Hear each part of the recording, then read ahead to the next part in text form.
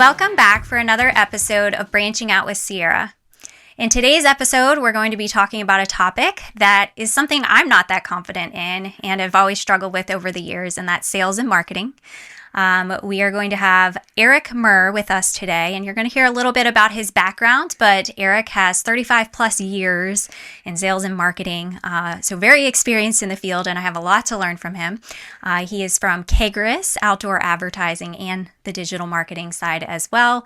We'll hear a little bit more about that, but we're going to talk about his experience in marketing and sales and also connect it back to leadership, because when you think about it, we're always selling in one capacity or another, and we'll talk about more about what that means. But as a leader, you probably are more skilled in sales and marketing than you realize. So the title of today's episode is Reframing Sales, the leadership skill you didn't know you had, with Eric Murr. Thanks for being here today, Eric. Thank you for having me. It's wonderful to be here. So how far did you travel to come to this episode today? Well, it's kind of at a way station because I was already somewhat down the road, but it would be about an hour and a half to get here, but it was about an hour for the most recent part of the journey. Yeah, where were you before here? At Hagerstown, at the Maryland Theater. I was doing a quick tour to see this facility that's part of a group that we're planning this event. It might be a little foreshadowing for our conversation later. Okay, well, can you tell our listeners a little bit more about your background? There's a lot to tell, a lot of layers to the onion. Can you share a little bit about where you're from, your own leadership journey, and what brought you here? Sure. Well, I was born in Roanoke, Virginia, and then I bounced around a little bit for my dad's job. My dad is a Methodist minister chaplain, and my mom's a social worker, and they raised a family in York, Pennsylvania, with two other brothers. I'm the youngest of three, which became something I became much more aware of as a facet of psychology when I got older. But I got into sales, I would say by default, because my original interest in school was philosophy and English. Those are my degrees, and I thought never in a million years would I go into sales. It was something I avoided, quite honestly. But as it turned out, I started dating somebody who really was managing 5 different salons. She was very successful, and I didn't have any game going on. So I was a bartender, and I was flailing essentially in my career, so to speak, and I eventually got talked into applying for this sales job, and it scared me to death. But I knew that I needed to move my career forward. So I did that. It ended up going pretty well. That was at Penn Advertising in Reading, Pennsylvania. Okay. And I joined a billboard company, and they hired me, and I ended up becoming a 3-time salesperson of the year there. And then I got recruited to manage a billboard company in the Poconos, and that was also scary.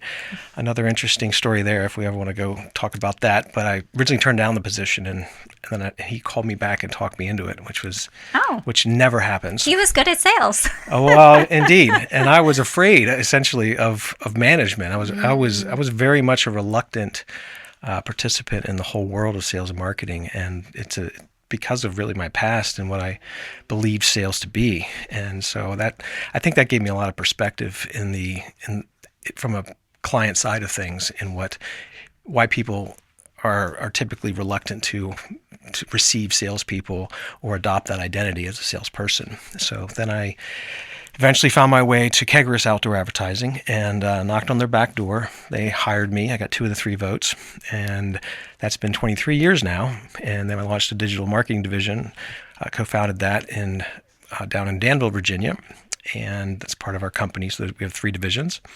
And then I've been there for 23 years, and it's been going pretty well. That's amazing. What a cool story. So you're currently, is it VP of Client Partnerships? Did I say that right? It's Correct. A mouthful. Yes. Yep. So what does your day-to-day look like?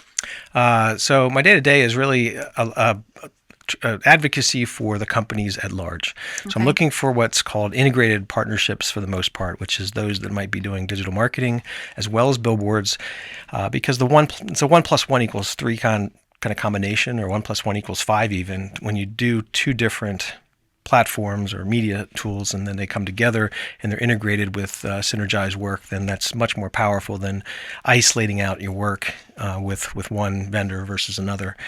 So I do that. I also do Never Stop Selling. So, when you're in a sales organization, that's an insecurity, I would say, that everyone has, is to say middle management. You read the newspapers, you know what that looks like. So middle management gets cut, right? So my last name's not Kegaris.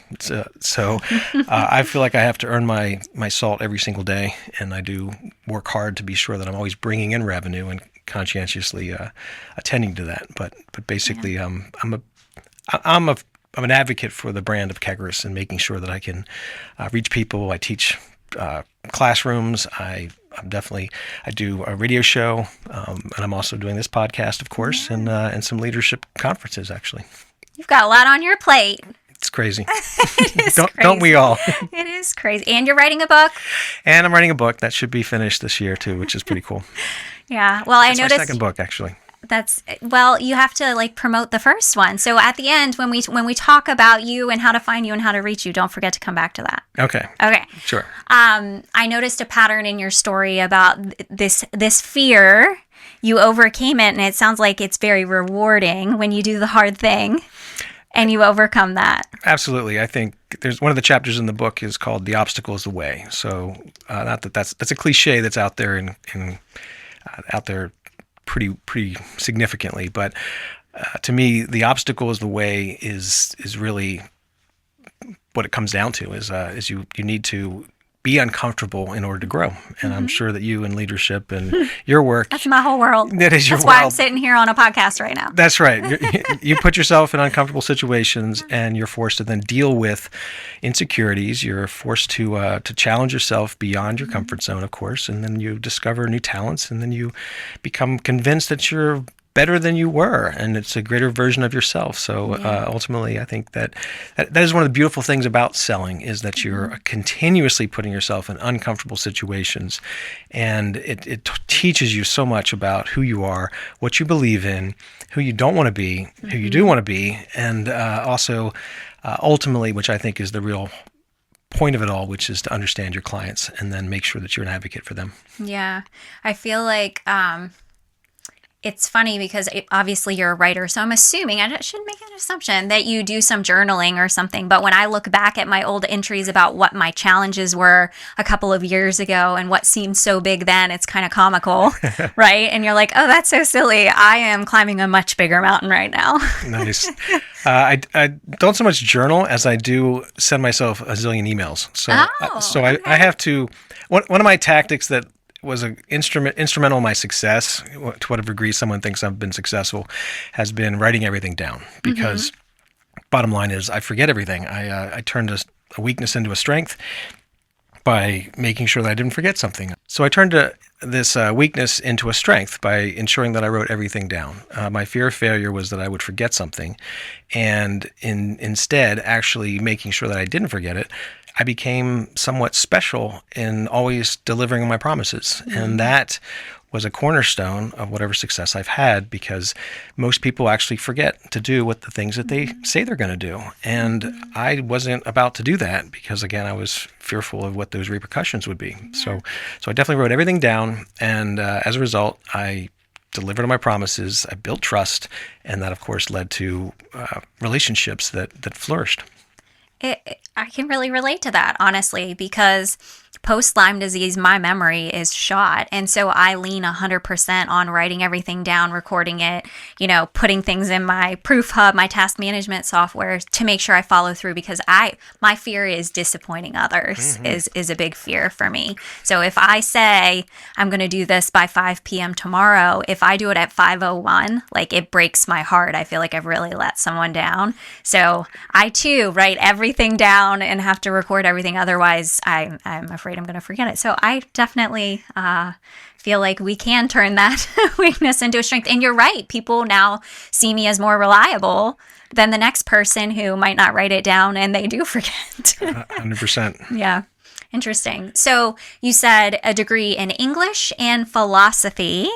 How did those degrees kind of shape who you are today and how you approach things at Kegaris? I rave about this to people. I think that my degrees are absolutely perfect for not only the career I ended up in, but also as critical linchpins for my success. Again, to whatever degree somebody thinks that I've been successful.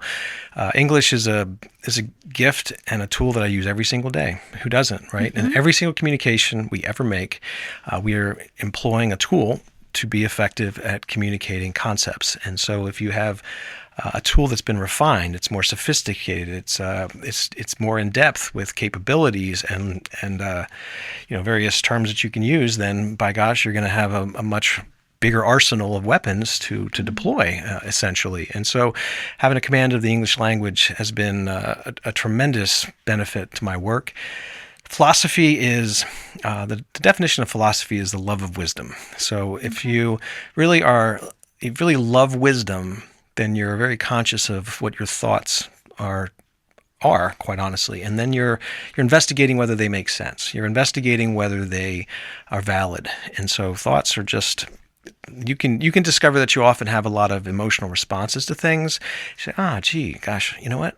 I think I did that because of such and such. So when you're supremely conscious of the reactions that you have, why you have them, it's it's both psychology and philosophy as you're constantly working towards being wise. And it's not wise to freak out over something. It's not wise to be fearful. It's not wise to be unhappy. It's not wise to be foolish. It's not wise to be reckless. So as you really start to say, well, gosh, if I'm looking to become a better person, then I really have to investigate why I'm doing these things and what these definitions are, or what success looks like, what's a better pathway towards greater success. So, and philosophy in general is much more about asking questions than it is about answers that are satisfying. In fact, Socrates, one of my favorite quotes by Socrates is, the beginning of wisdom is the defining of terms. And when you look to actually define difficult terms like love or truth or justice or right or wrong, any of these heady concepts, it becomes very, very difficult. And it's why Socrates then said, the only thing I know is that I know nothing. So I think it creates a humility in one's approach to be sure that you're constantly looking to do the best that you can do and always receive information in a healthy way so that you can grow as a person. And I think those things really have fueled my the work that I've done and made sure that I'm focused on the right things. Okay, that makes a lot of sense. And it's interesting to watch your facial expressions because you light up when you talk about philosophy. You do. It's like this little smirk comes out. I love it. I think I know you do. It's so cool. So how does it apply to sales specifically? So how are you using that background of philosophy to really help with the concept of selling? So questions. We're asking questions. I think that to be successful in selling, you're really trying to understand. Because great selling is solving a problem. Great advertising is solving a problem. And the work that I do is making sure that it's not wasted resources, that it's not that it's meeting expectations. So what are your expectations? What do you believe this will do? Why are you choosing this particular medium versus another one? What is your core story that you want to amplify such that you believe it will result in outcomes that are satisfying? So when you the process of asking questions absolutely really reveals those things, and I think the philosophical approach, does that to ensure that you're really focusing on the things that matter and lead to the conclusions that people are looking for. Yeah, that makes sense. So asking questions is super important as a leader as well. And I talk about it on my episodes all the time about asking more questions rather than making statements, really seeking to understand, right, someone else's perspective. So I can see the direct connection. But focusing on just the word sales for a second, I know I introduced the episode by saying it's something that I've never felt good at, I'm uncomfortable with, and I'm not the only one. Some people associate sales with a very negative thing. They'll make comments about different types of salesmen. You're looking out for them. You're avoiding them, right? There's manipulation. There's pressure. I know I can be uncomfortable when I walk into a situation and feel like, oh no, when I walk into this store, I see 10 salespeople around this furniture store. One is lined up, ready to come right at me, right? And I know I'm going to feel pressured. What am I going to say? How am I going to respond to kind of like push them away? Why are we reacting this way to sales, and does it have to be that way? It's a great question, and it really is a shame because there's many organizations that operate poorly in that regard. Yeah. Great selling is really about solving a problem and making sure that someone's making a good informed decision. There's a thing called the buyer's journey, which is really in marketing something that you study and saying, what is a person going through? Are they aware of your product? Do you have to convince them of one particular choice versus another, and why would you make that choice versus another? What's the greater value proposition? When are they making that decision? What's the competition between those two? What's the right pricing structure? And then you're trying to get down to the bottom of the funnel with a conversion and then advocacy. And so there's a journey, and most people really want to shorten that process. And there's pressure by organizations that their jobs are on the line. And that's a shame that people are put in those really situations. But in quality business to business selling, it's nothing like that at all, because you're really looking to build relationships. You're not looking to sell Cutco knives door to door and then move on to the next. No offense, Cutco. Yeah, no offense. And then you don't have to work to the next neighborhood, and you don't have to come back around. You're selling that transaction once. But in most business to business efforts, you're looking to build a lifetime relationship. You want them to order from you every single month. You want them to utilize your services indefinitely. You want them to buy a billboard for a long period of time or digital marketing for a long period of time. So there's no way to shorten that. And most people really have their own experiences of being poorly sold to. But I think one cliche that I've heard and I believe in is that people hate to be sold to, but they love to buy. So when you really kind of reframe it and say, why would somebody really want to buy something? And then filter your particular value proposition through that lens and get to know somebody and what matters to them as the ingredients that lead to a situation where they're inclined to actually purchase something. In that situation, you become a consultant. You become somebody who's interested in a mutually beneficial outcome. And so your approach completely changes, and sales is nothing like that. And if we really look at the situations in our own lives where we're selling, and I do believe that we're selling people all the time on ideas, and we can talk about that in a second. Yeah. But if you're someone you love is going through horrible headache and they've never heard of aspirin before, how many of us are going to be really outstanding salespeople for that mother or brother or sister that is going through pain and is not solving that problem with an intelligent choice that we know to be beneficial to them? And so in those situations, you're a great advocate. You're like, Mom, take this aspirin. It's going to help your headache. And why? Because I can't stand to see you in pain. So I've put a lot of energy into figuring out what my personal ethos is, and it's really based in truth and love. And so a love of other people and being truthful are my two authorities in life. And so when I think about selling, I'm trying to get to the heart of the matter and make sure that they can make an informed decision, because it's not based on poor assumptions or bad strategies or things that are causing them pain. And then it's my love of other people that is really ensuring that I can help them and make sure that I offer the right solution. Well, when I think of the person making the right decision for them, I mean, some of my favorite salespeople or business people even are those that will say this isn't a good fit for you and are willing to abandon a sale to say this isn't actually what you need. You need something else, which is not what we offer. Let me connect you with someone that can help you, right? Yeah, there's a lot of us like that, and I've probably talked half as many people out of sales for billboards as I've talked them into it. Yeah, it's important. Like for example, in advertising, it's an amplification of a core value. You're trying to take a story and then amplify it. If your restaurant is not reached critical mass of fixing its cockroaches or quality food, advertising fails miserably. And we see this all the time in digital marketing. You try to amplify a brand that is very weak in the marketplace, doesn't have enough brand awareness, or has 2.5-star reviews and their competitors have 4.8. We are very disadvantaged with an effort to try to change that through any sort of amplification or spending of money. And it's like trying to drive a race car and hire a professional driver, and you've got a 1.3 liter engine and flat tires. It's just not ready to be amplified. The efforts need to go into the tires. They need to go into the engine, perhaps the aerodynamics. There's all sorts of possibilities that need to be built into those ingredients, and such that you can then bake the cake. Yeah. Oh, you said bake the cake. I immediately saw you with the Keger's chef hat from BNI. You can't talk about cake without me thinking of that. You should have brought it today. It would have been perfect for the episode. And think about it.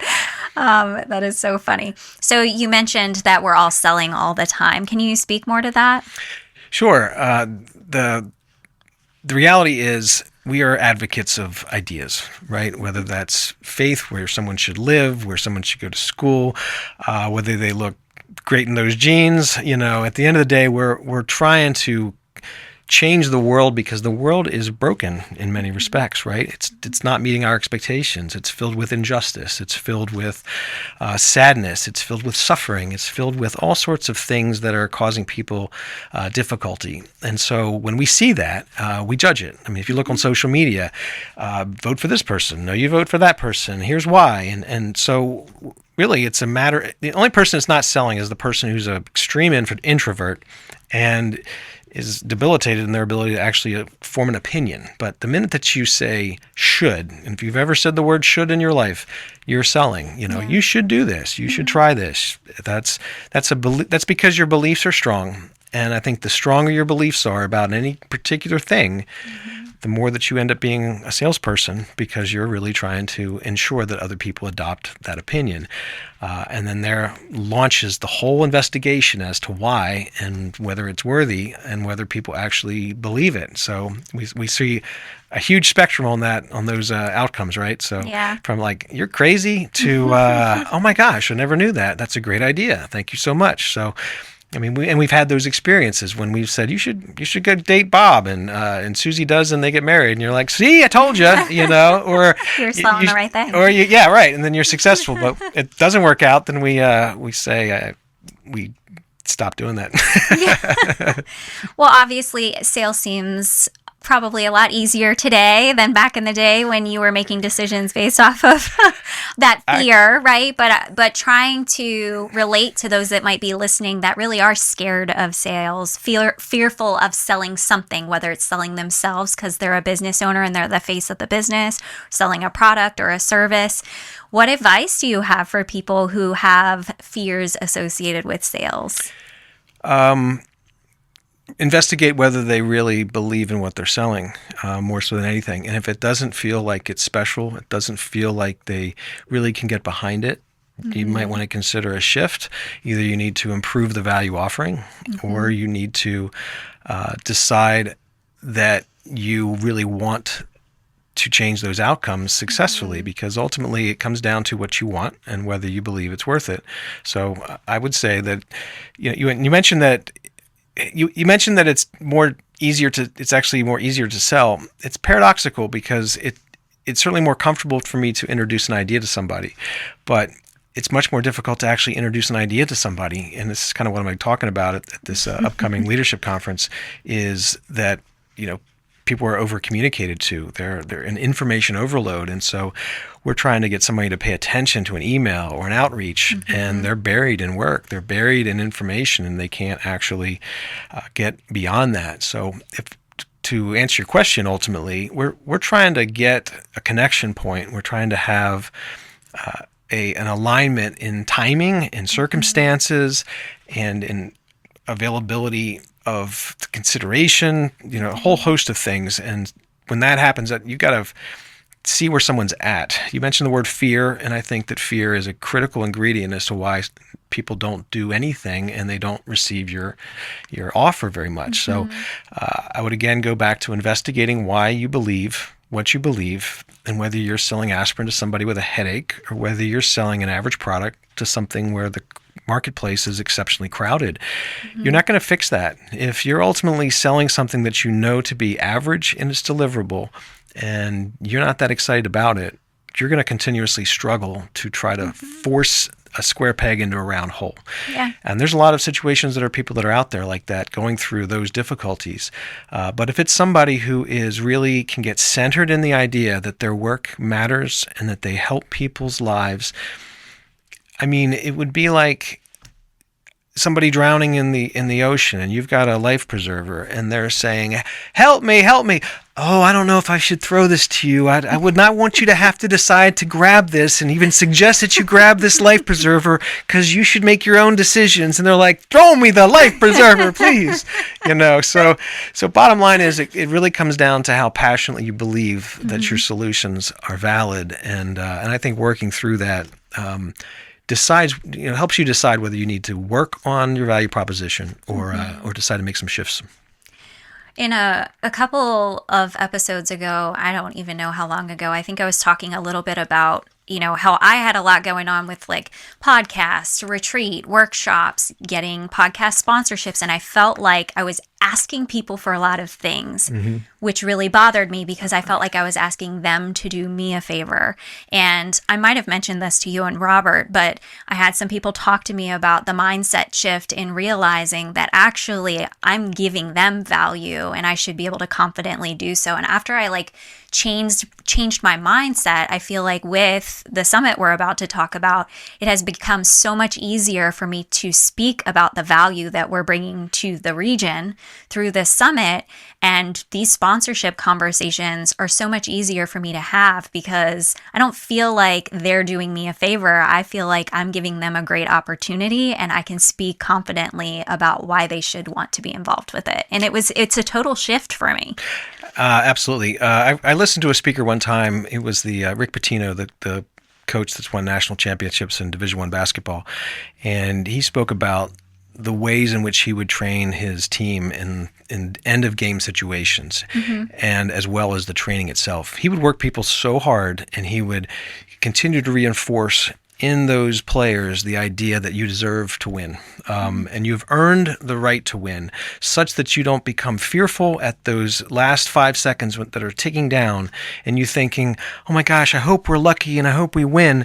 The mindset is shifted to say, we deserve to win, and by gosh, we're going to do everything we can to ensure that we do not miss a moment of defense, miss a moment of clarity, miss a moment of effort, miss a moment of confidence, and make sure that we actually succeed at that because we've earned it. And so I think you're kind of alluding to that with you do so much hard work to prepare yourself, the organization, the thoughtfulness, the planning, the whole 9 yards, the caliber of people that you bring in, such that you know that you have earned the right to say this is an opportunity that is valid.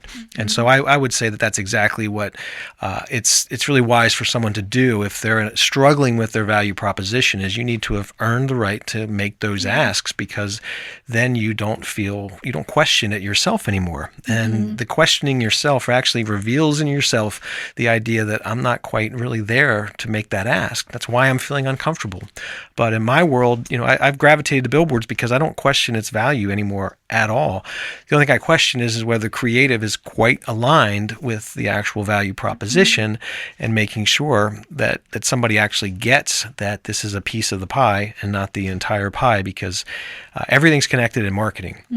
And you certainly know that. I think given all of your work is to know that it depends on what you actually want to achieve and what your expected outcome is. Because if somebody's expecting a podcast sponsorship to do X and it's really not going to do that, and we know that, then that needs to be transparently shared and make sure that the right alignments occur. But if you've done enough work to really confirm that the alignments are there and the quality is there, then it's a fairly easy conversation. And I think that's what's really emerged for me, is that I become very confident and and comfortable in making recommendations to people because of what I've learned and what I've earned as a right to make those suggestions. That's a really good point. So you're a sales guy at a marketing company, right? Yeah. I mean, can you help us distinguish between the two? So I hear sales and marketing used together and in place of one another constantly, but from your perspective, how do we distinguish between sales and marketing? I think sales is one particular element of marketing. So I think the bigger Venn diagram has sales inside of marketing, because marketing includes all sorts of things. Okay. I think marketing is everything related to the quality of your brand and its story and its the buyer journey and the buyer experience, such that you really understand what parts of this makes sense to the buyer that resonates, and which parts need to be do we need to amplify so that people know it because it's obviously meaningful to them. But the effort to sales is really focused on creating revenue, and the act of taking all of those ingredients of marketing, distilling them into the conversations that are specific asks for revenue and partnerships that your marketing has basically confirmed for somebody is valid. So you're specifically a part of the outdoor advertising, I don't know what you want to call it, arm of the business. Is that your focus primarily on the outdoor, or do you talk a lot about the digital side as well? I would say it's still fairly well split down the middle, because Okay. I really don't have a specific responsibility to either division. I have I have a goal to find advertisers that benefit from either one Both of sides. those capabilities and those service deliveries. And I think it's beautiful because I have multiple, the average marketer is now using 30 different digital marketing channels for their work, between the podcast, between the banner ads, the geofencing, the Google ads, on and on it goes. But billboards are your top of the funnel, as it's called, and it's a way to spread awareness and build brand awareness to make sure that then the back end and the digital side is the conversions are being successful.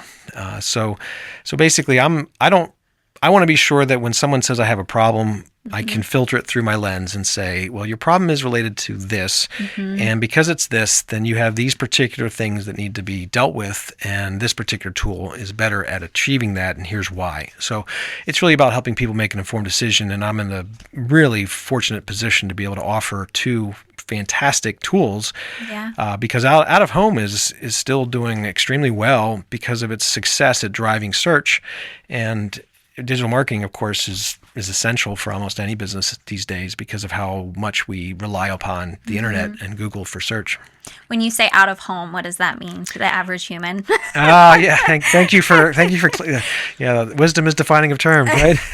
Yeah, I'm holding you to it. Thank you. Out of home is the broad term for anything that's an advertising that's essentially out of the home, and billboards would be in that. Again, kind of like marketing, sales is to marketing as billboards are to out of home.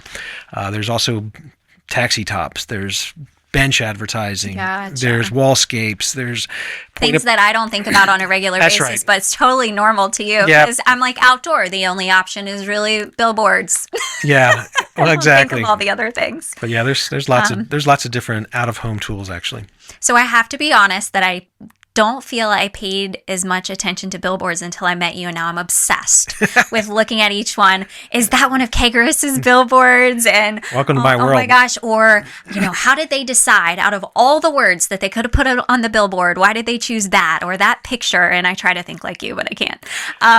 But it's so cool to look at, and I got a little piece of that experience as we were planning a billboard for our Tri-State Leadership Summit too, to kind of filter through you, like, okay, what, people have 3 seconds? Is it 3 seconds to look at it? That's probably a little aggressive, but it's not off the mark too much. It's like 5 or 6. Yeah. 5 seconds? About 5 seconds, I would say. Yeah, how can you have an impact that quickly? So tell us a little bit more about the billboard marketing side and what makes that so successful today, because before meeting you, in my mind, it was just like, it was kind of an outdated thing. It was kind of like newspapers to me. I'm not going to lie. But then I met you and I'm like, oh my gosh, it's so powerful. Yep. And I'm so glad I'm aware of it now. I just want to learn more. So can you share a little bit about why that is such an important piece of advertisement? Sure. So first off, Apple's, Amazon, and Google are all top 15 advertisers in billboard land. So the smartest tech companies in the world, but the greatest market cap value, they're doing billboards regularly. And why would they do that if they have basically unlimited advertising at their disposal? Mm-hmm. It's because billboards drive search, and it's really succeeded marvelously in a world where there's bots, there's fraud, there's questions of whether this website or this ad's going to take me to an uncertain destination. So what happens really is you trust so little more and more in digital marketing, actually, that you go to your own trusted search mechanisms. And then when you go to brands, you pick those that you trust. And so out of home, there's an equalizer called cost per thousand. It's CPM. So cost per thousand, M standing for the old Roman numeral 1,000. And it's the great equalizer in determining how many impressions a particular media would have. So the average CPMs across most mediums are $8 to $50 for every 1,000 impressions. Okay. And direct mail is the worst. So if you're like, how many mailings do you get with $2? Right? Yeah. So, I mean, in billboards, not with stamps these days. That's right. So you get probably less than 2 mailings for $1. In $1, billboards will give you on average about, if your CPM is probably about $2 for every 1,000 impressions, those $2 get you 1,000 impressions. Those $2 get you 4 mailings. So it's an exceptionally efficient tool at making sure that people know about brands. And what's key is to just understand that it's limited. It belongs in the top of the funnel, but the top of the funnel is critical to raising awareness, to say, look, Eat at Joe's is now open, or did you know that the new iPhone's out, or guess what, we have a car lease for $4.99 for the car that you want to buy. So as you raise awareness, you begin the buyer journey through the top of the funnel. And if you're looking at tools to do that, which are always in need by most marketers, then you look at low-cost mediums to do that, which ones that also don't, you know that you can believe in because they're real, because they actually are on the roads, and you're like, I don't know if that ad's real or not, and you're like, of course it is, because it's next to where I get my dry cleaning, So it's embedded in the roads that everybody drives. I mean, if you think about the roads you drive in Winchester, for example, there's probably 5 major arteries, and if you have billboards on 3 of those, you're inevitably getting the exposure there. So the reach is exceptional. Like an average billboard delivers in this marketplace probably about 10,000 impressions a day, which is 300,000 in the course of the month. I'll even give you the price point. It's around $900,000 a month for a billboard, but you're going to get 300,000. 900 or 1,000, not 900,000. Correct. Yeah, right. About $900 or $1,000, depending upon how long you buy it or how many you buy. So, but those billboards are going to deliver. What's the population of Winchester? I have no idea. Yeah, 50,000, maybe 60,000, 70. Matt, report back. Population of Winchester. Yeah, but it's going to be. I mean, the total county population is probably less than 200,000, but you're going to get 300,000 impressions for just one billboard. So it's amazing. Yeah. So sold. Tell me where mine's going to be. So it's just an extremely efficient medium that's believable, and it works especially well at actually driving search. And I want to say one more thing about it, which is your holy grail goal of marketing is to be sure that you are known as a brand within a category. So, for example, Domino's equals pizza, or perhaps Kleenex equals facial tissue, and Sierra Learning Collaborative is a consultant for businesses, and leadership. So if you become those things, that's where you really get all sorts of savings and benefits on the Google side. You actually, people start clicking on it. And when Google starts to see that, because the brand, the effort at the categories, like you might search for automotive dealerships, and then you get a collection of options. The ones that have strong brands, Google's tracking the clicks throughs. And so if you start clicking on this particular brand more so than the others, you move up in the rankings, and your cost per click goes down. So it's a fabulous tool, and all those major brands I mentioned, they've learned that, and so that's what billboards do. I was telling you about my favorite billboard in town. Do you remember what it is?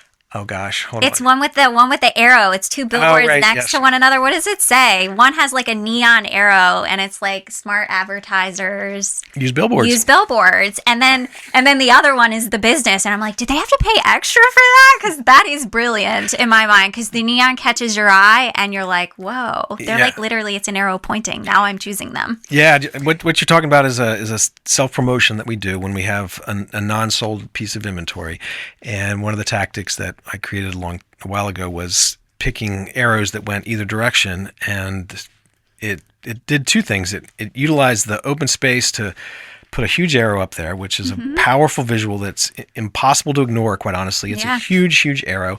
And it points to the other advertisers. So the advertiser is going to feel great that we've taken open space and dedicated it to them. Yeah. And we benefit from, of course, our statement that you can't miss, because then we get to, instead of having to work around brands and all the messages they want to do, we get to focus exclusively on the idea of calling attention to our medium through a big arrow. And it works out really well. It does work well. I did a U-turn in the middle of Valley Avenue to go back for a picture of that thing.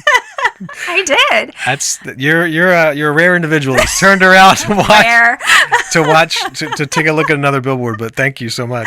By the way, reporting back, the population of Winchester in 2024 was 27,800. Yeah, so 300,000 impressions for one billboard and a population of 27,000. That's probably at the cornerstone of, like, when I go to sell somebody, I say, what's your goal? Oh, I'd love to have everybody in town to know about me. Okay, so if you want everybody to know about you, would it be wise to choose a medium that has the ability to spread that message to the most number of people, so that you're spending the least amount of money to reach everyone that you want to reach? And they say, like common sense. Yes. Well, that's right. So you basically make sure at every stage you're getting permission to say, is it true that you want this? Is it true that this makes sense?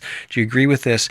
And then you're reaching a conclusion, which is one that is not manipulative. It's mutually beneficial. So I'm saving you from wasting money in this particular medium, and you said that you want to do this. So you've got misalignments. So when you can help people, figure that out, then you're a hero.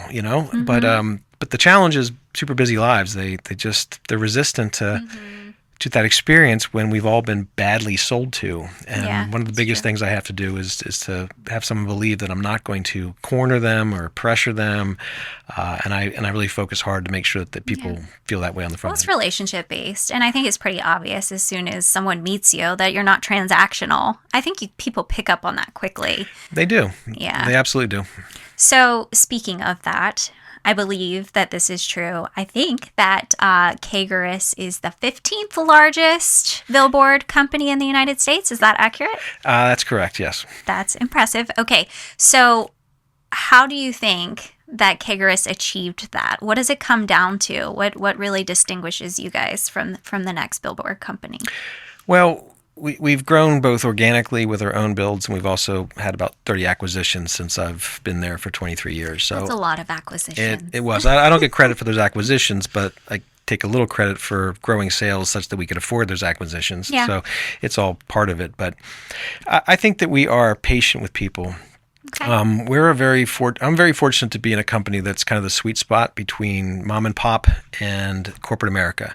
Corporate America, you really struggle to feel seen and heard and valued because of layoffs and what we all know in those cubicles and those kinds of situations where it's you're numbered a desk. And then the limited opportunities in, say, a family-owned, singly owned person's business that is going to hire their son next or in the next role, and they're just perhaps comfortable with the size of their business. So we're a really wonderful sweet spot.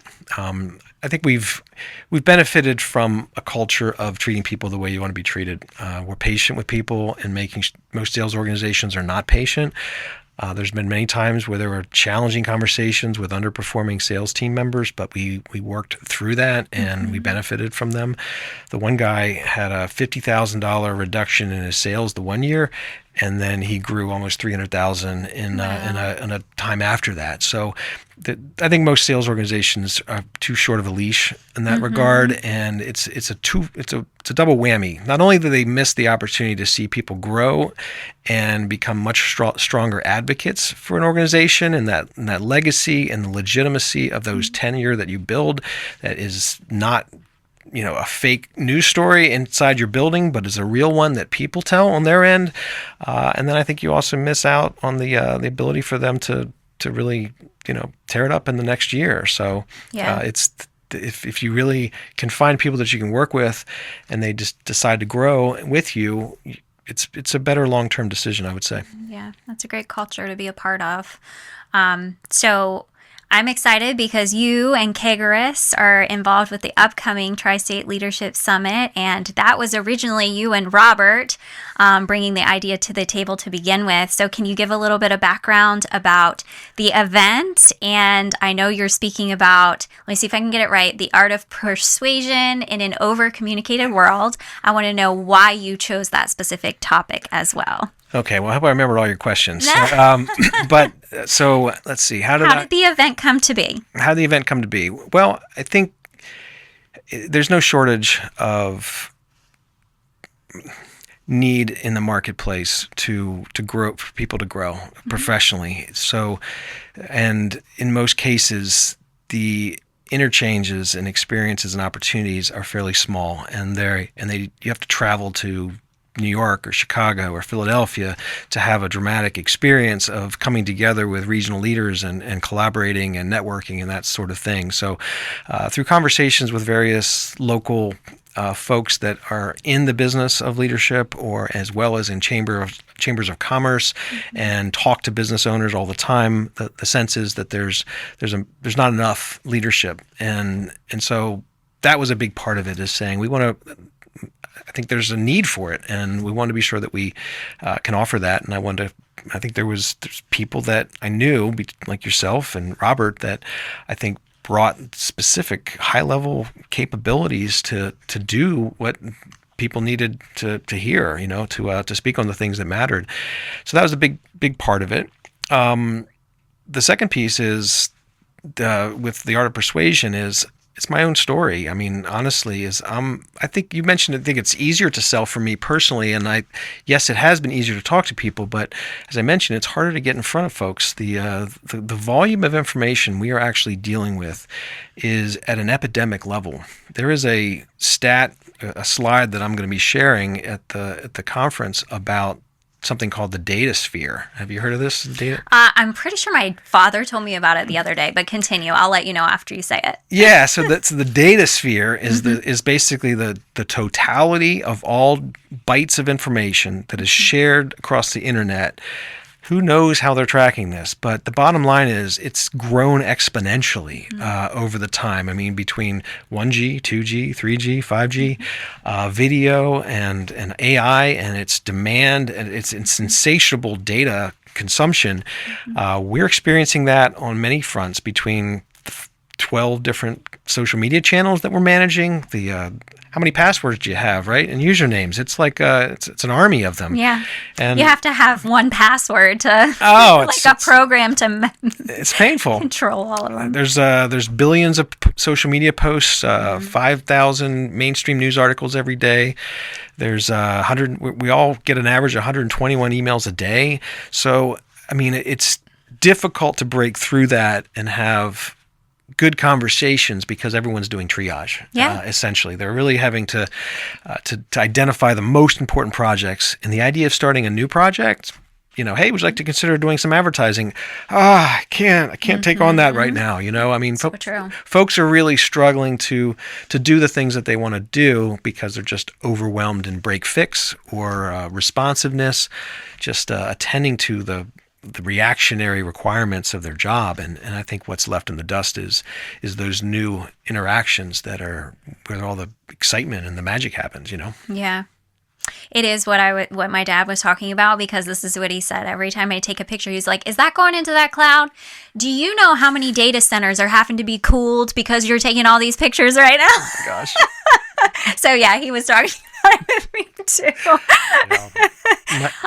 No, you're exactly right.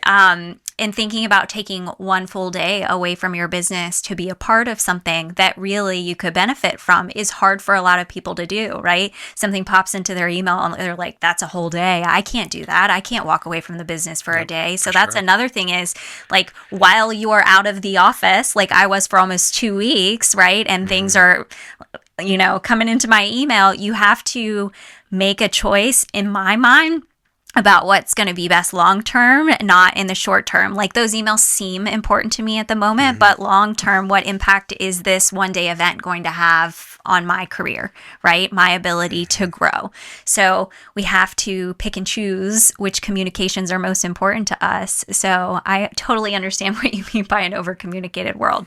Now let's talk about the persuasion piece. Sure. So talk about what that word means to you.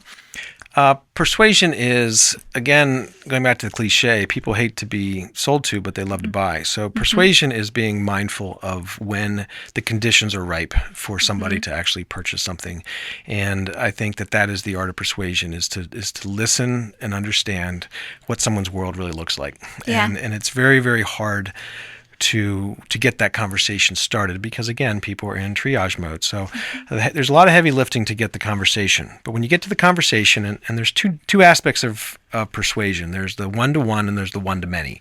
So in our world in advertising, there's a one-to-many. You put a message out there and you scatter it to all sorts of people that should be relevant. But then there's the one-to-one where you're trying to influence somebody to get a raise at your job or get a corner office or all the sort of perks that you really want your work to look like, and you're speaking to the people that make those decisions and advocating for a particular solution. So in any of that, I believe that there are some cornerstone efforts that would be wise, and one of them is certainly understanding what the most deepest human needs are. Again, going back to my past, I was a son of a Methodist minister, chaplain, and I was, son of a social worker. My dad, for a living, would step in the gap for people who were suffering, who were going through disease, for injury. Their loved ones about to die, and he's counseling those folks.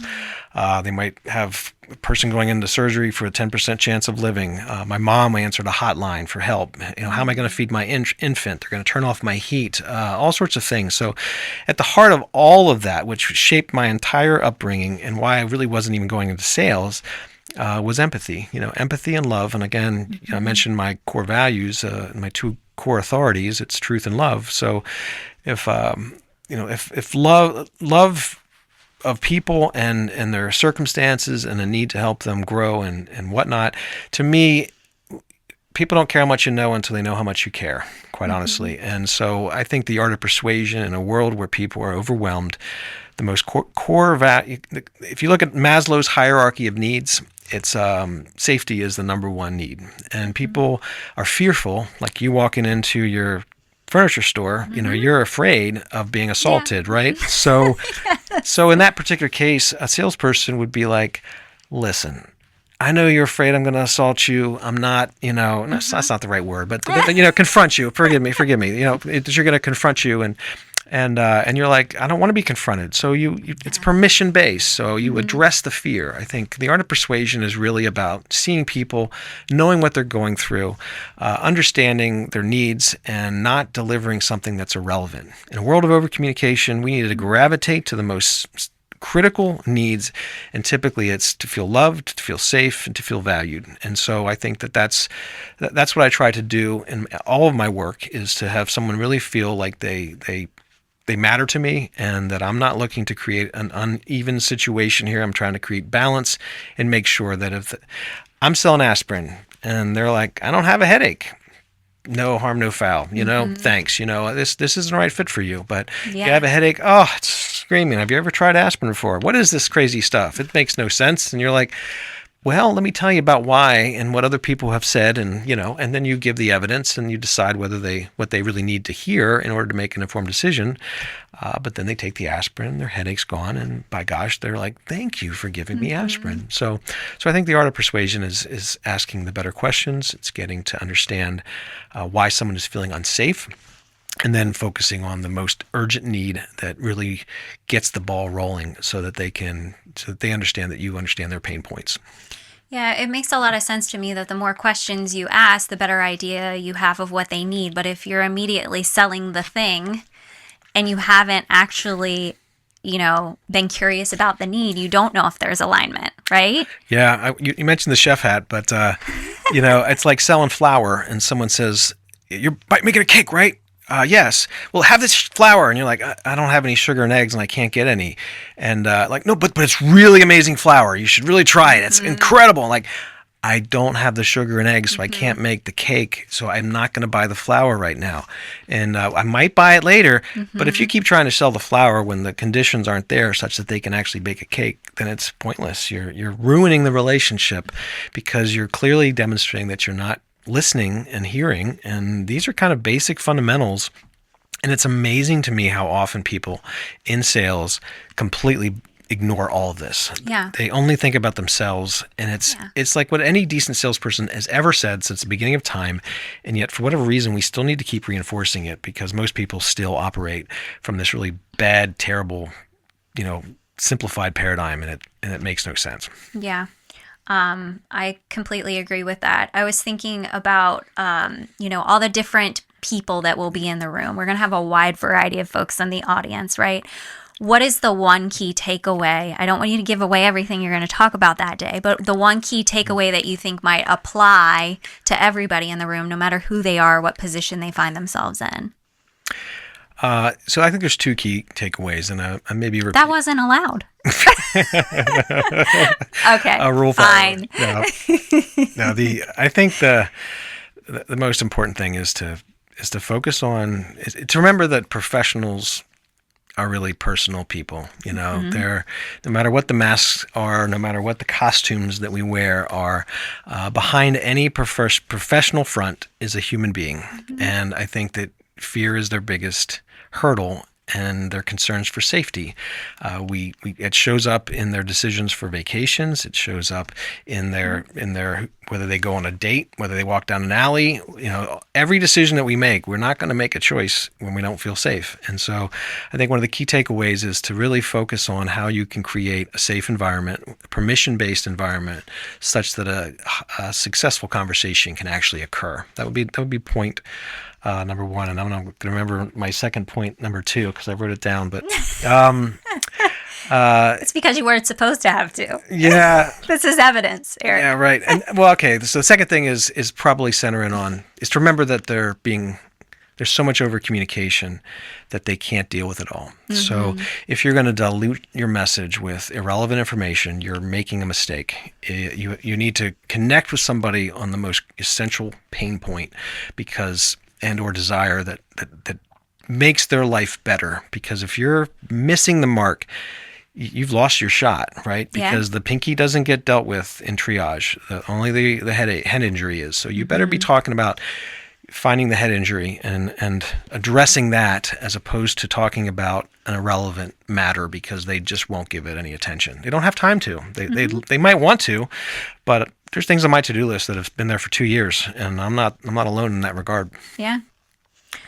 I can relate. I can relate. No doubt. So I'm really excited about the event. What are you most excited about? I'm curious. Oh, I think it's the energy. I think you mentioned it's tough to get away from your work, and it is.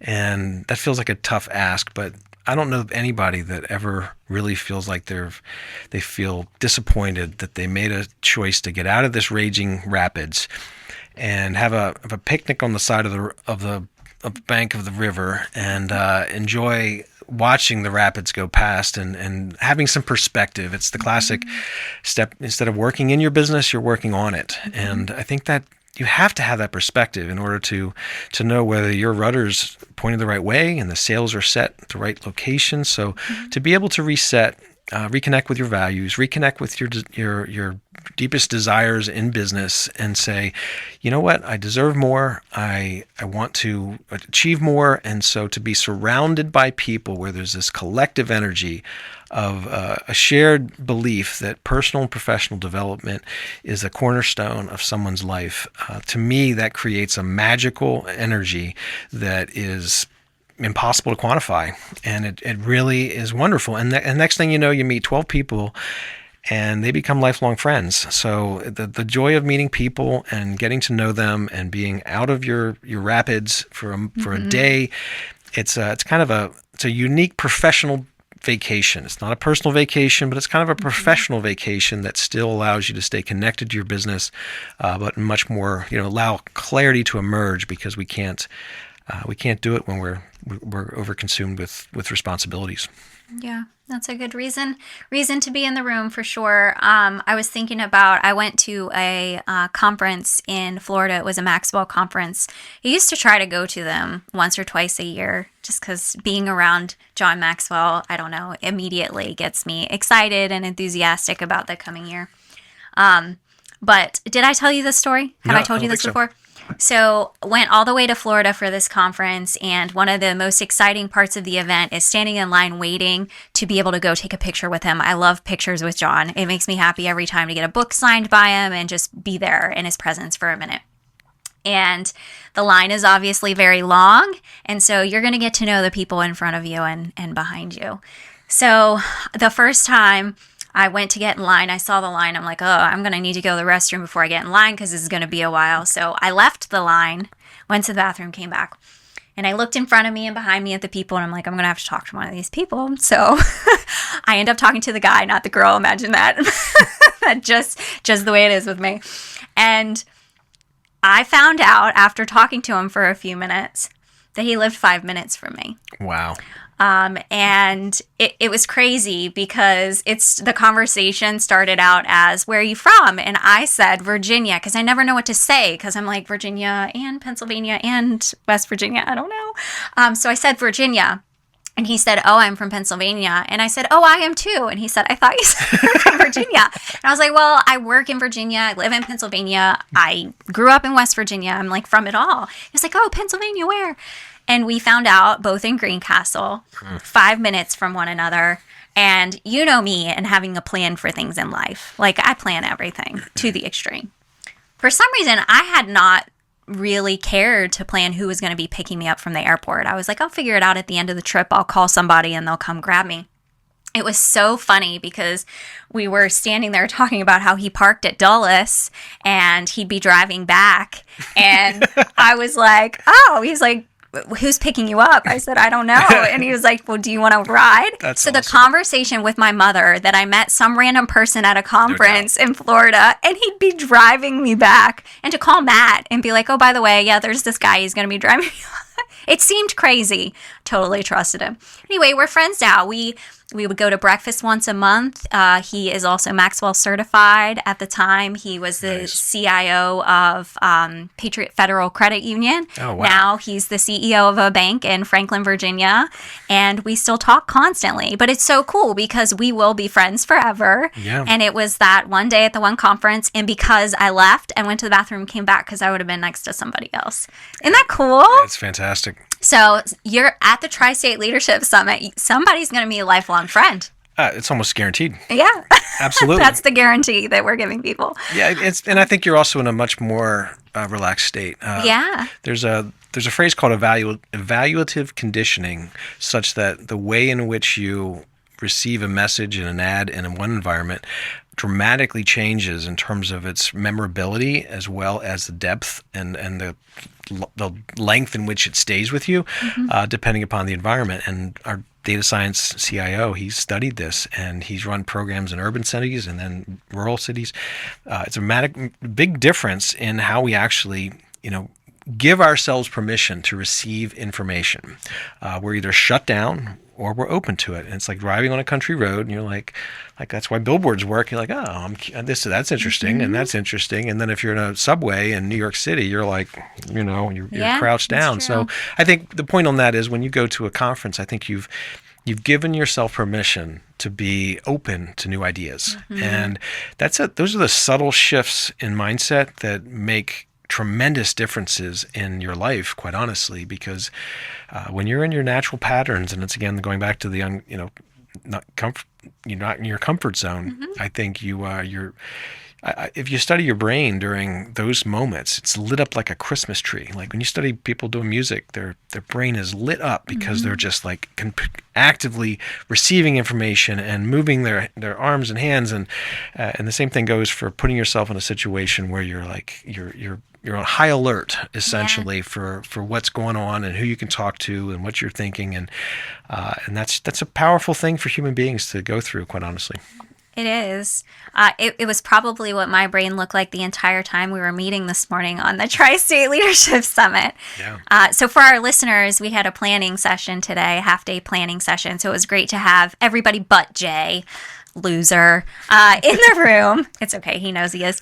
And we even had Lisa Herndon, our MC, and all of the listeners around here know her. But to have everyone in the room and have the energy and passion around the event and be able to ask all the questions, I don't know. I'm more excited than I've been before. And things seem to be falling into place. We're up to 12 sponsorships, which is exciting. We're going to double that. I see it coming. Just saying. Lots of people getting tickets. It's been rolling in my email, every single one. My brain is lighting up when it comes through. But Nice. This is going to be a great event. We're expecting 200 plus. You've gotten to see the Maryland Theater a couple of times now. Yeah, it's beautiful. It's stunning. It's really it's a crown jewel of Hagerstown for sure. It is. I mean, and if you look at the wall, the lineup of the people that have been there, Tony Bennett, Nat King Cole, Ella Fitzgerald, Blue Oyster Cult. It just goes on and on. Yeah. Honestly, it's amazing. Johnny Cash. Yeah, Lots of major headliners. we got the behind the scenes today. We got to see some things that other people haven't seen there. For sure. Yeah, we got to see the Houdini room, right? The Houdini room. Yeah, Yeah. that's our secret. We can't tell them about it. You have to come to the event to learn about the Houdini room. Fair enough. Okay, so I have a couple of segments that we've been doing in season 2. I wanted to start with leadership in the wild. I am very curious about who you've seen leading well. It can be someone you've seen recently out in the wild, leading well, or maybe someone you've always looked up to. But who stands out to you as a really effective leader and why? Ryan Holiday comes to mind. He's the guy that runs the Daily Stoic. It's a podcast / blog and the whole 9 yards. I mean, he does it in a whole bunch of different formats, but or email blasts. He's a Stoic philosopher advocate, and I'm a junkie. I have a number of his books, and he's definitely, I think he's bringing back wisdom as a goal for people. And this world, we've never been more over communicated to and less wise, quite honestly, as we are so many shiny objects are distracting our attention.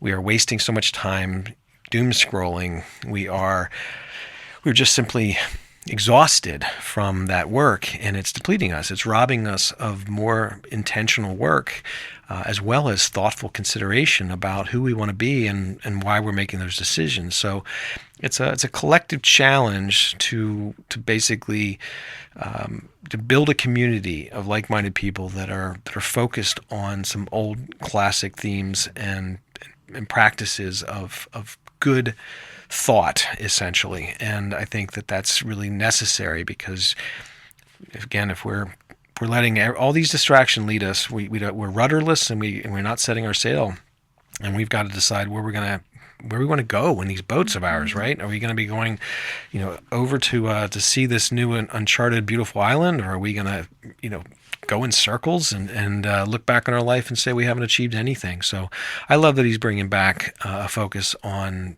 really some critical, classic philosophical themes that I think apply today and any day in a human life.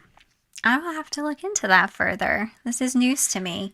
When Robert came on, he shared, I'm trying to remember his name now. He shared someone with me that I haven't even heard of before. So this is actually really helpful for me to even hear this segment because I'm getting to look into new folks.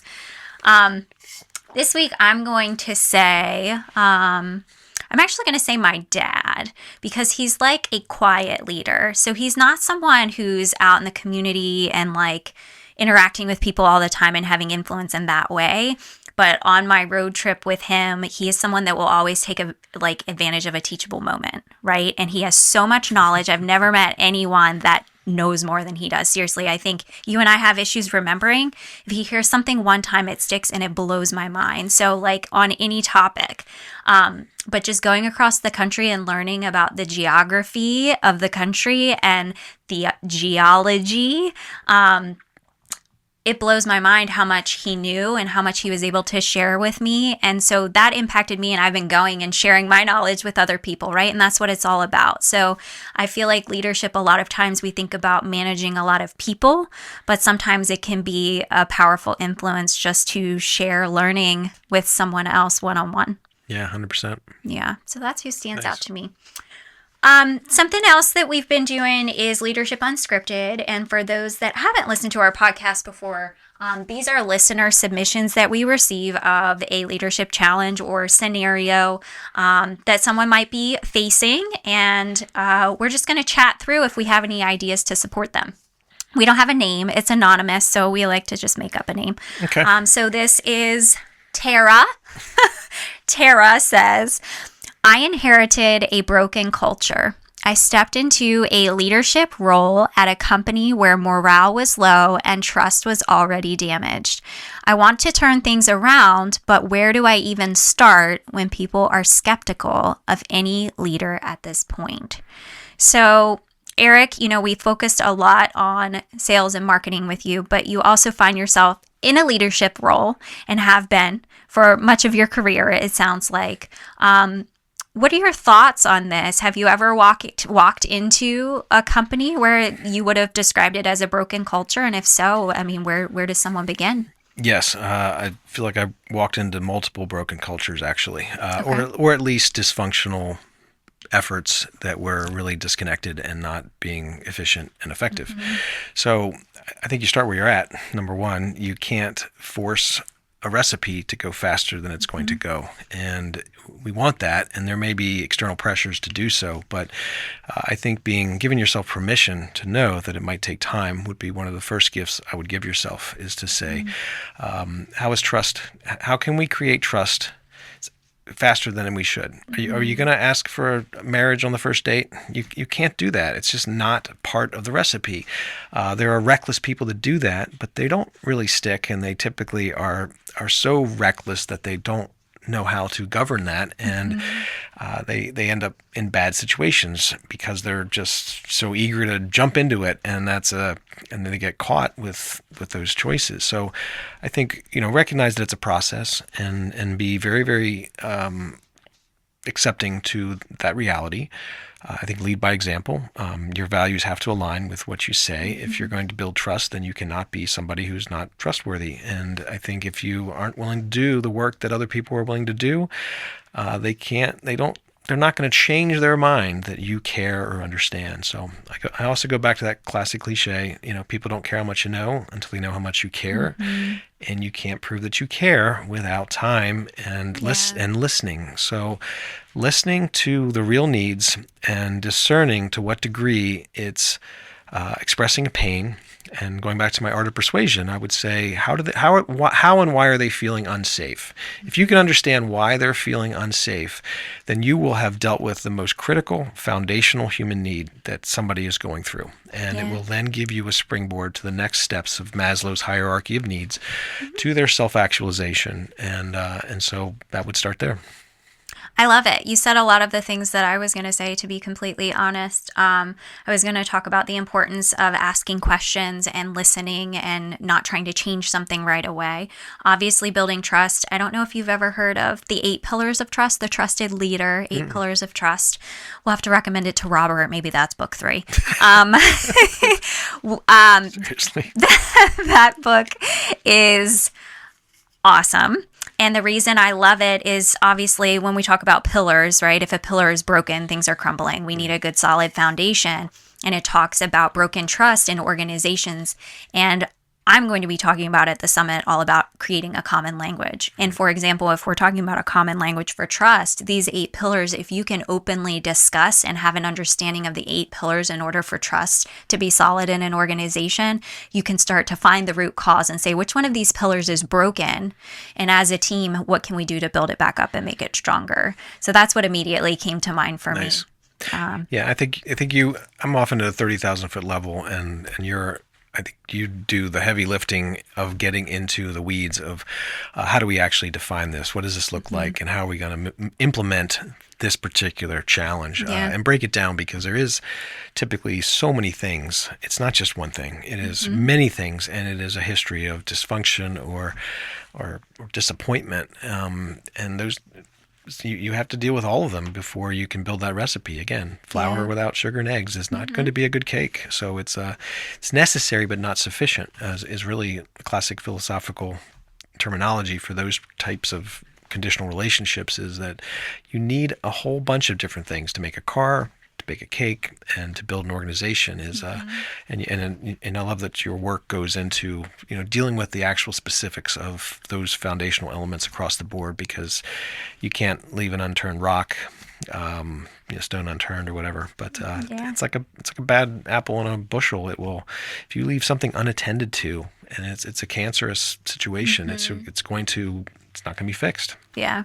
It's kind of funny because I asked you the question of, have you walked into an organization with a broken culture? But if you think about it, a lot of clients, when they initially call me, that's what they're saying is our culture is broken. So the majority of my clients, when we first start, I get to see that version, right? But I get to see the transformation. That's why I love what I do, because I can see that the change occurs over time, but it does take time. Sure. And that's something I always talk about with my clients is this is why, like, it's a marathon and not a sprint when you're working with a coach, because I'm not going to overnight come in and, I have one conversation with your team and everything's fixed. That's not how it works. It's going to be a long-term effort.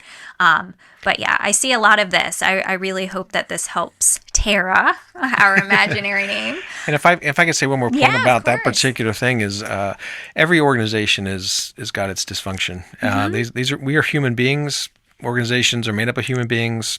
Do we know a perfect human being? No, we don't, right? So it's a matter of degrees. It's all in a spectrum, and it's a question of what degree we say this is unacceptable and this is acceptable. So every organization has work to do, quite honestly, and we're never done. It's like practicing medicine, practicing law, practicing the art of building a culture. It's never perfect, and there's always something to be done. So again, going back to the idea of focusing on personal and professional development. It's a passion of yours. It's a passion of mine, because honestly, it's an understatement. I'm constantly really championing those efforts that, again, wisdom, right? If I'm a lover of wisdom, then I hate dysfunction, and I hate unsatisfying outcomes. I hate anything. Not hate. That's a strong word. I was going to say, geez, Eric, bringing out the word hate. I'm at odds with that. I love the alternative. So no, I'm uncomfortable with letting something be dysfunctional. So when you look at your organizations, I think, and Tara, as she's dealing with a broken culture, we're all dealing with various cultures that are at varying levels of brokenness, or at least limited excellence. So it's just something you're never done working on. It's a really good point. I'm glad you brought that up. Thank you. Okay, so we've had a lot of conversation about a lot of things today. If you were to challenge our listeners to take action, make one change based on what we've talked about today for the Branching Out Challenge, what would you challenge them to do? Well, you don't point out the log in someone's own, in their eye when you have you don't point out the splinter in someone's eye when you have a log in your own. I think that when it comes to leadership, when it comes to persuasion, when it comes to diving into personal and professional development, I think the first and most important thing to look at is your own behaviors. And I believe that all experiences are teachers, especially our emotional reactions to things. So when we look at how and why we're angry, it's powerful insights, and to start thinking about ourselves and why we do the things that we do. Going back to the love of wisdom, as generally some of my key themes in life, is to say, like, truth is an authority. So what's the truth about ourselves? What's the truth about my own plank in my own eye? Because I've got work to be done, and I'm creating barriers to communication. I'm being a part of the problem when I don't listen well, when I don't really see somebody, I don't understand something precisely, or I make bad assumptions. So at the end of the day, leadership is a relentless effort to refine one's own efforts at ideal behavior. And there's so much work to be done. Like, it's just the more that you learn, and again, Socrates, if you know, the more you know, the less you believe you understand, So I think we have to start there, as I would say, as a challenge that I would have to everyone, is to say, start with a really supreme awareness of where your weaknesses are and what your triggers are, because if you can't get that right, you're going to be on this hamster wheel forever, because you're never going to be able to make traction, because people won't be able to trust you, because you say one thing and you do another. And if you're not aware of that through your blind spots, good luck with that, because it's not gonna be effective. So take a very, very hard look at yourself and know that there's work to be done, and don't resist that. Embrace it, because it's a secret weapon in how you can connect with people who are struggling with it themselves almost indefinitely and for assuredly. So remember how earlier today we were trying to convince you how much you needed to take a DISC assessment? Yes. Okay. So the reason I bring that up is because when someone takes a DISC assessment, it's 45 pages of information about them, about, what works well when people communicate with them, what people should avoid doing when communicating with them, their strengths, their areas for improvement, their emotional intelligence levels, all of this, right? The reason I'm saying this is, when you talk about knowing yourself and seeing your blind spots, when people first receive that packet, sometimes they'll go through it and they will get defensive. They're like, no, this is not me. And I'll talk to them a week later and they'll be like, you know what, you're right. It was a blind spot. I talked to my husband about this, or I talked to my colleague. And it really opens up lines of communication of, these are some things I actually need to work on, when it's in black and white on paper, right? It makes conversations a little bit easier. So it just made me think of that, because when I first took a DISC assessment, I saw on paper in black and white that I took 15 minutes doing this assessment and it nailed me. And I've yet to have a client say that it's not any less than 99% accurate. They say, how long have you been stalking me? Yesterday I met someone, she said, you've been stalking me for about 5 years to get all this information. How do you actually know it? But it's true. It blows my mind. So having some sort of tool to help you in that exploration, whether it's a coach, it's a friend, it doesn't matter who it is, that you can ask, what are my blind spots? What am I not seeing? How can I improve? I think is important too. It's a rare trait. Going back to my philosophical friends, Aristotle said the beginning of wisdom, Socrates said the beginning of wisdom is the defining of terms. Aristotle said, and these are two giants, of course, in philosophy, he said the beginning of wisdom is the knowing of the self. So I couldn't agree more with those two basic principles, is really understand, your bad assumptions and what you think you know, what you really don't know. And then start really understanding, apply that to yourself and see what you think you know, but you don't really know. And you're really kind of alluding to that. So, and John Maxwell's over here saying you have to know yourself to grow yourself. There you go. Yeah, you have to know the starting point to know where you're going, right? Socrates, Aristotle, and John and Maxwell. I mean, Papa John. Thank you so much for joining me today. I really appreciate it. I've enjoyed hearing more of your perspective. I know oftentimes I'm like, the way in which you think and the way in which I think are so polar opposite, but I learn so much through it, because I'm always trying to be aware of how might someone else see this situation. You know what I mean? And so when you come to the table with a difference in opinion, like when we were talking about persuasion versus influence, right? You said the word persuasion. I was like, I use the word influence. I don't know. Like I have like a negative feeling associated with persuasion. Just being able to have those conversations with you is so helpful in gaining perspective. So thank you for that as well. I'm thrilled to be here. Thank you so much for having me. Yeah, of course. So how can people find you and find Kegerris? It's kegerris.com, KEGERREIS.com. That's our company. I'm quite available on social media. Love to connect on LinkedIn. Look me up, Eric Murr, Murr, middle initial M, and you punch in Kegerris and Eric, you'll find me. I think LinkedIn's a great spot to start with, and I'm an open networker in that regard. So I treasure new relationships and learning and growing, obviously. So yeah, reach out. Okay, and what's the name of that first book? The first book is called An Unquiet Eddie. Okay, and it was a gift to my my kids. I only had 40 copies made because it was just friends and family basically. But it was, after my divorce, I really struggled with the loss of not having enough time with them, and it was meaningful to me to kind of put down on paper a lot of things that I really wanted them to know about me, and I wanted them to know about what I felt was critical for their development. And I communicate well through writing, and it was something that was on my heart, and so I wrote it for them, and I've gotten some great feedback from them and how meaningful it's been. So it's just it's a beautiful thing. I hope you make more than 40 copies of your next book. That's the plan. And by the way, the Unquiet Eddie comes from Marcus Aurelius's Meditations, which is another Stoic philosopher. Basically, I think it speaks to the nature of how stream of life you need to be in a moment of calm, but you're not removed from the river, but you can, and you're not quiet. You have your voice as your own individual to speak to truth and power, or whatever the case may be, but you're also an eddy, which is nicely on the side of the river, and a safe harbor per se. So it's that juxtaposition, which I really liked as a theme of what I think a human being should do, is protect yourself, care for yourself, but don't be removed from the river, and speak your power. Oh, I love that. I wish I could read.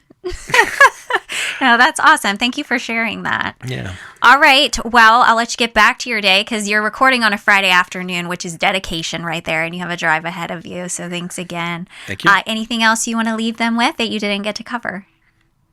No, I think that's. I think I've blabbered enough. You haven't blabbered. All right. Well, thank you. All right. Well, thanks for sticking through to the end of the episode. I hope you found value in listening to our conversation about marketing, about sales, and about leadership. We really would love to hear from you, whether it is a leadership scenario that you'd like feedback on, if you have an idea for an episode, or if you'd like to be a guest on the episode, feel free to hop on the website at branchingoutpodcast.com and you can submit an application. As always, a new episode drops at Friday on Friday. Fix that. As always, a new episode drops every Friday at noon Eastern Standard Time, so be sure to subscribe so you get those notifications. And until next time, keep branching out.